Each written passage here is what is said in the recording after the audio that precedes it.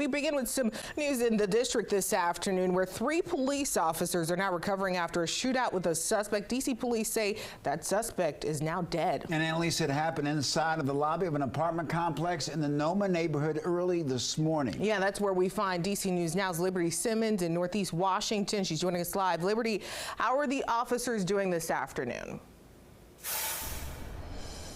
Annalisa and Mark, those 3 officers suffered gunshot wounds, but the police chief says thankfully they are in stable condition.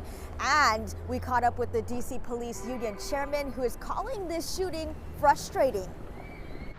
The Department of Forensic Services could be seen snapping photos inside this patrol car outside of MedStar Washington Hospital after 3 D.C. officers were struck by gunfire. Police were called to an apartment building in Union Market at 4:30 a.m. for a man shooting in the lobby. It's a weird thing to hear about a building you live in, obviously, but yeah, I don't know. During the struggle, the suspect discharged his gun at the officers, and the officers returned fire, striking the suspect. Now the D.C. Police Union is calling out the dangers of staffing shortages on the police force. Here in the District of Columbia, the #1 problem we have is that we're in the middle of a staffing crisis. And this is just another example of how dangerous it can be for citizens and police officers alike. We are low in numbers, and I don't think that's any different from a lot of the other partners that are here today.